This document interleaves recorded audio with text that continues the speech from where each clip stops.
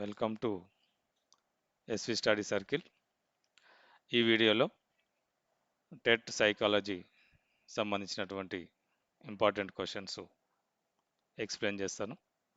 మరి ఆ important questions previous questions model ఏ రకంగా ఉన్నాయో వాటిని బేస్ చేసుకొని తయారు చేసినటువంటి క్వశ్చన్స్ కాబట్టి ఇంపార్టెంట్ క్వశ్చన్స్ ఇవి. ఇలాంటి మోడల్సే ఎక్కువగా అడుగుతా ఉన్న టెట్లో. మరి ఆ క్వశ్చన్లోకి వెళ్ళే ముందు ఒకసారి చూద్దాం క్వశ్చన్ ఏంటి అనేది ఒకసారి చూద్దాం.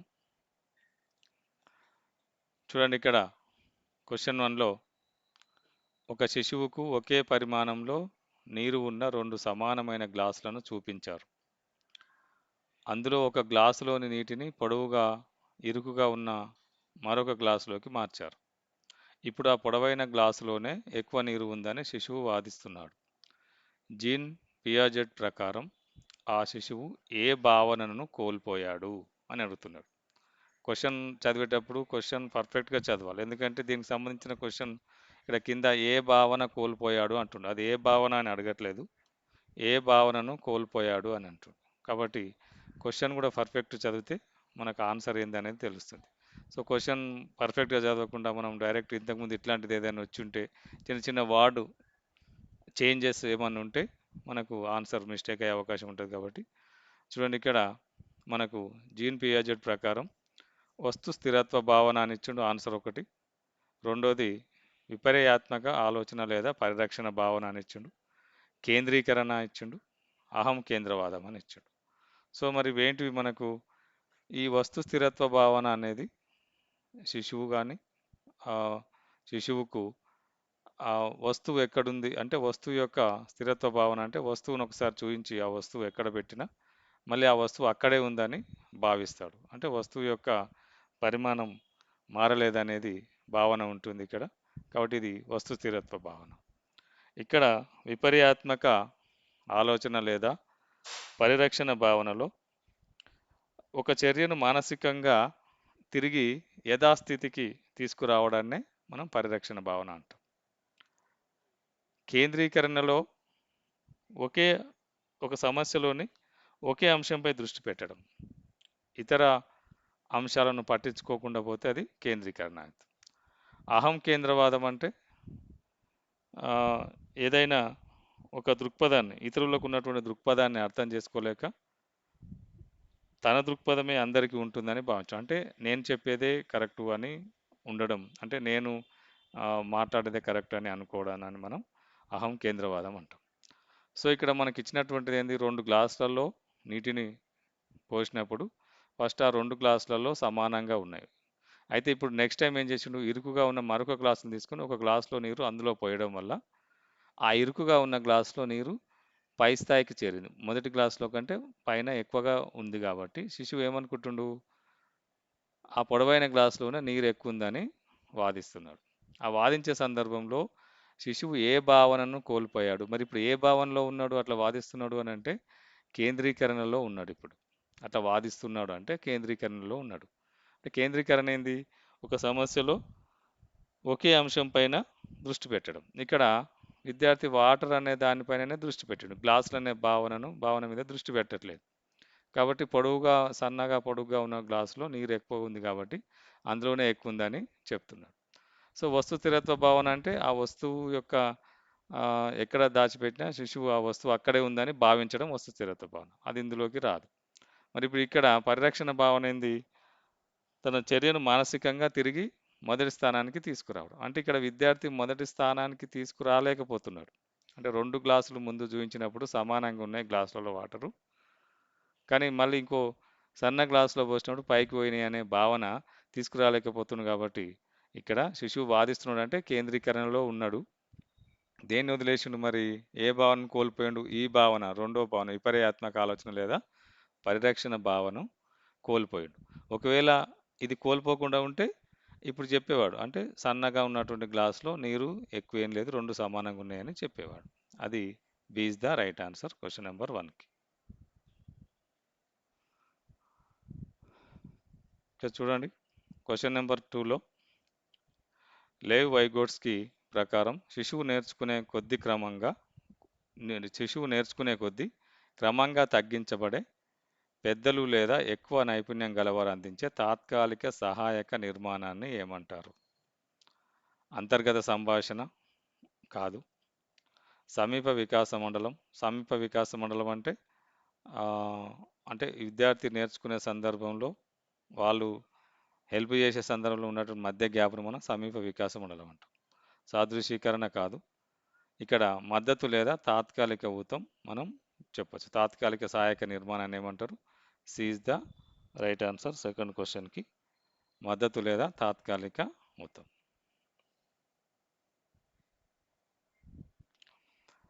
చూడండి ఇక్కడ క్వశ్చన్ నెంబర్ 3లో కోల్బర్గ్ నైతిక వికాస సిద్ధాంతం ప్రకారం ఒక చట్టం ప్రాథమిక మానవ హక్కులను ఉల్లంఘిస్తుందని భావించి ఆ చట్టాన్ని ఒక చట్టం ప్రాథమిక మానవ హక్కులను ఉల్లంఘిస్తుందని భావించి ఆ చట్టాన్ని ధిక్కరించడాన్ని సమర్థించే వ్యక్తి ఏ నైతిక వికాస స్థాయిలో ఉన్నాడు అంట. ఇక్కడ 4 ఇచ్చిండు మనకు ఆప్షన్స్. పూర్వ సాంప్రదాయ స్థాయి, సాంప్రదాయ స్థాయి, ఉత్తర సాంప్రదాయ స్థాయి. సో ఇక్కడ మరి మనకు పూర్వ సాంప్రదాయ స్థాయి, సాంప్రదాయ స్థాయి, ఉత్తర సాంప్రదాయ స్థాయి, సామాజిక క్రమశిక్షణ స్థాయి అని 4 ఇచ్చిండు. ఇందులో మనకు ఇక్కడ సామాజిక క్రమశిక్షణ స్థాయి అనేది ఈ కోల్బర్గ్ నైతిక వికాస సిద్ధాంతంలో లేదు. ఇది లేదు. ఈ మూడే ఉంటాయి. కాబట్టి అది మనం ఆప్షన్ కింద మనం తీసేయచ్చు. సో ఇక్కడ మరి పూర్వ సాంప్రదాయ స్థాయి అంటే ఏంది? మరి పూర్వ సాంప్రదాయ స్థాయి అంటే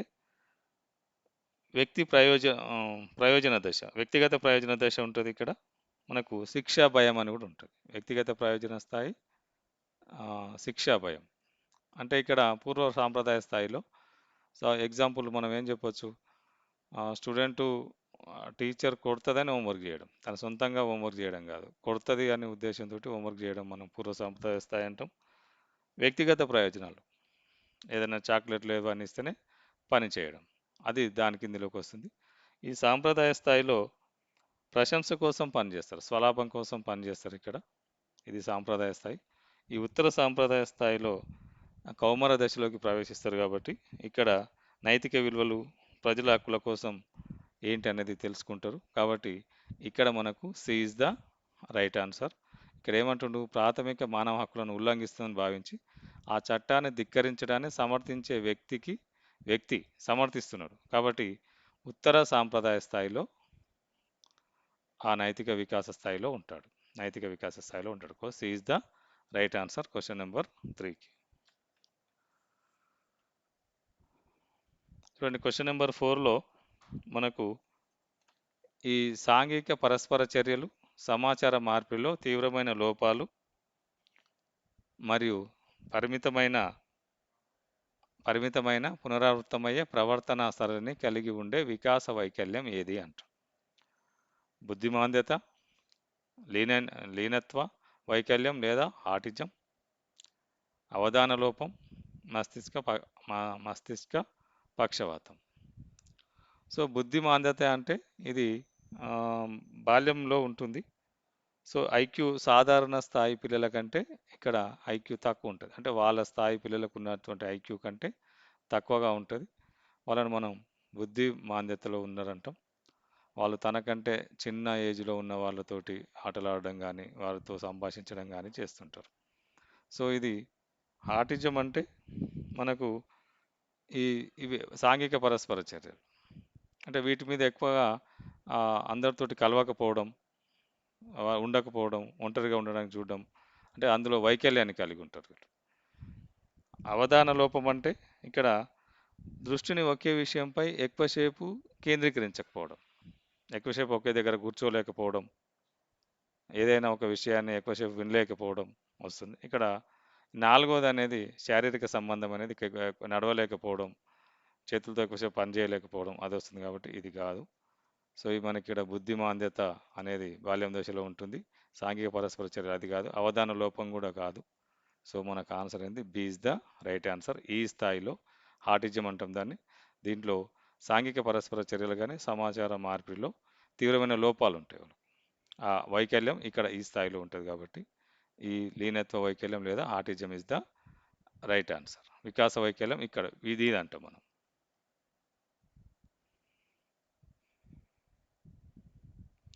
చూడండి క్వశ్చన్ నెంబర్ 5లో,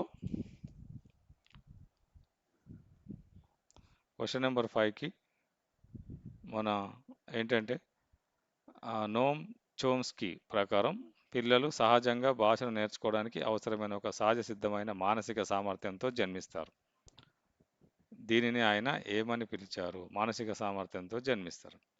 భాషాగ్రహణ పరికరం, సమీప భాషా మండలం, సాంఘిక భాషా వ్యవస్థ, పర్యావరణ అనుకరణ. అంటే భాషా గ్రహణ పరికరం, సమీప భాషా మండలం, సాంఘిక భాషా వ్యవస్థ, పర్యావరణ అనుకరణ. పర్యావరణ అనుకరణ అంటే అక్కడ ఉన్నటువంటి వాతావరణంలో ఎవరు ఏది మాట్లాడితే అది మాట్లాడడం పర్యావరణ అనుకరణ అంటాం. కాబట్టి ఇది కాదు. మనకు సాంఘిక భాషా వ్యవస్థ అంటే సమాజంలో పట్ల దానికి ఉన్నటువంటి అలవాట్లు, కట్టుబాట్లను నేర్చుకోవడం.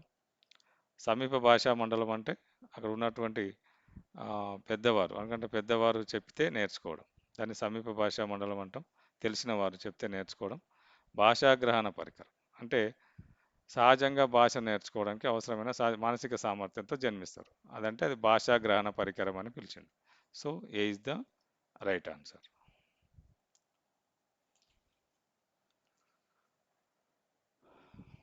చూడండి క్వశ్చన్ నెంబర్ 6లో, ఒక విద్యార్థి కొత్త గణిత పద్ధతులు మరియు సిద్ధాంతాలను కనుగొనడం వల్ల కలిగే ఆనందం కోసం మాత్రమే కష్టపడి చదువుతున్నాడు.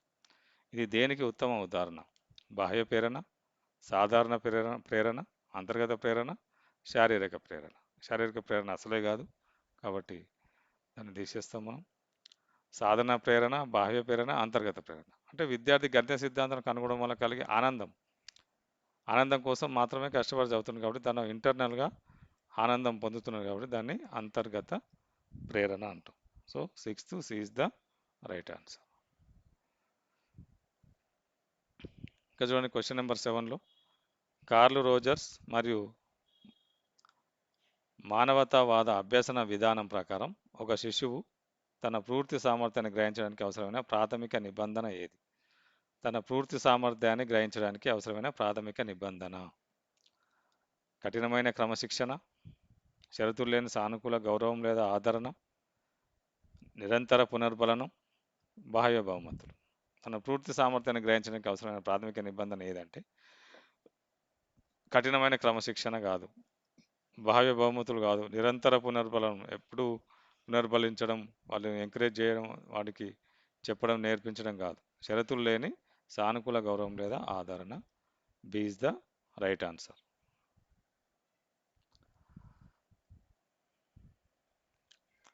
చూడండి క్వశ్చన్ నెంబర్ 8లో, గతంలో నేర్చుకున్న అభ్యసనం ఒక కొత్త అంశాన్ని నేర్చుకోవడంలో పూర్తిగా అంతరాయం కలిగించి ఆటంకపరిస్తే ఈ ప్రక్రియను ఏమంటారు? ధనాత్మక అభ్యసన బదలాయింపు,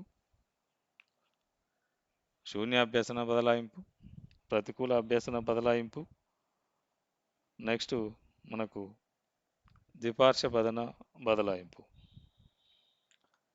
ద్విపార్శ్వ అభ్యసన బదలాయింపు. సో ధనాత్మక అభ్యసన బదలాయింపు, శూన్య అభ్యసన బదలాయింపు, ప్రతికూల అభ్యసన బదలాయింపు, ద్విపార్శ్వ అభ్యసన బదలాయింపు.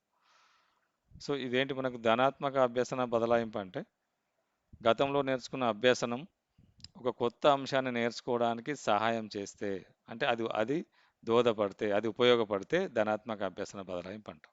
అంతరాయం కలిగిస్తే కాదు. గతంలో నేర్చుకున్న అభ్యసనం ఇప్పుడు నేర్చుకునే దానికి అది సహాయం చేస్తే ధనాత్మక అభ్యసన బదలాయింపు. అంటే సైకిల్ తొక్కిన వారికి స్కూటీ రావడం, అంటే ఇంతకుముందు నేర్చుకునేది ఇక్కడ ఉపయోగపడడం. సో ఇక్కడ శూన్య అభ్యసన బదలాయింపు అంటే ఇది అంటే ఏ రకమైన మనకు ఉండదు, ముందు దానికి దీనికి లింకప్ ఉండదు, దానికి వేరే ఉంటుంది, దీనికి వేరే ఉంటుంది, ప్రతికూలం కాదు, అనుకూలం కాదు. దాన్ని శూన్య అభ్యసన బదలాయింపు అంటాం. అంటే ఒక వర్క్ నేర్చుకున్నప్పుడు ఇంకో వర్క్ నేర్చుకోవడంలో అది అనుకూలంగా ఉండకపోవచ్చు, అనుకూలంగా ఉండదు, ప్రతికూలంగా కూడా ఉండదు. దాన్ని మనం శూన్య అభ్యసన బదలాయింపు అని అంటాం. సో వంట నేర్చుకున్న అతను స్విమ్మింగ్ నేర్చుకోవడం, అంటే వంటకు స్విమ్మింగ్కి ఎలాంటి రిలేషన్ లేదు, వంటది దాంట్లో అవరోధం రాదు, దానికి ప్రతికూలం కాదు, అనుకూలం కాదు. సో దాన్ని మనం శూన్యాభ్యసన బదలాయింపు అంటే ఇంతకుముందు నేర్చుకున్నటువంటి అంశం ఇప్పుడు నేర్చుకునే అంశానికి అనుకూలం ప్రతికూలం ఏది కాకపోయినా దాన్ని శూన్యాభ్యసన బదలాయింపు అంటాం. ప్రతికూల అభ్యసన బదలాయింపు అంటే నేర్చుకున్న అంశాన్ని పూర్తిగా అంతరాయం కలిగించేదే ప్రతికూల అభ్యసన బదలాయింపు. ద్విపార్శ్వ అంటే రెండు చేతులతో అభ్యసన బదలాయింపు చేయడం, ఎడమ చేతితో చేసినటువంటి పని కుడి చేతితో కూడా చేయడం, దాన్ని ద్విపార్శ్వ అభ్యసన బదలాయింపు అంటాం. సో ఇక్కడ answer C is the right answer, ప్రతికూల అభ్యసన బదలాయింపు. ఇంకా చూడండి క్వశ్చన్ నెంబర్ మనకు ఒక ప్రయోగాత్మక అధ్యయనంలో ప్రవర్తనపై దాని ప్రభావాన్ని పరిశీలించడానికి కర్తచే నేరుగా మార్చబడే చరరాశిని ఏమంటాం? నేరుగా మార్చబడే చరరాశిని ఏమంటారు? చూడండి ఇక్కడ పరతంత్ర చరరాశి, మనకు మధ్యస్థ చరరాశి ఇచ్చిండు, పరతంత్ర చరరాశి ఇచ్చిండు, స్వతంత్ర చరరాశి ఇచ్చిండు, నియంత్రిత చరరాశి ఇచ్చిండు.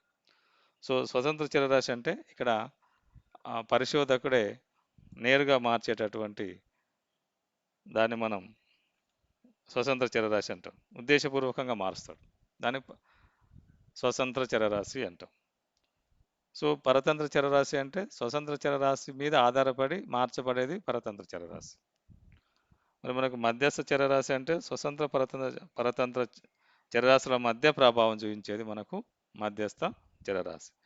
నియంత్రిత చరరాశి అంటే పరిశోధనలో ఉన్న అన్ని సమూహాలకు ఒకే విధంగా ఉండే చరరాశులు, అంటే తరగతి గది కావచ్చు, బోధనా సమయం కావచ్చు, వయస్సు కావచ్చు, దాన్ని నియంత్రిత చరరాశి అంటాం. ఇక్కడ ఏమన్నాడు, ఇక్కడ ఉపయోగకర్త నేరుగా మార్చబడేది స్వతంత్ర చరరాశిని మాత్రమే అబ్జర్వర్ నేరుగా పరిశోధకుడు ఉద్దేశపూర్వకంగా మార్చే చరరాశి స్వతంత్ర చరరాశి. So 9th B is the right answer.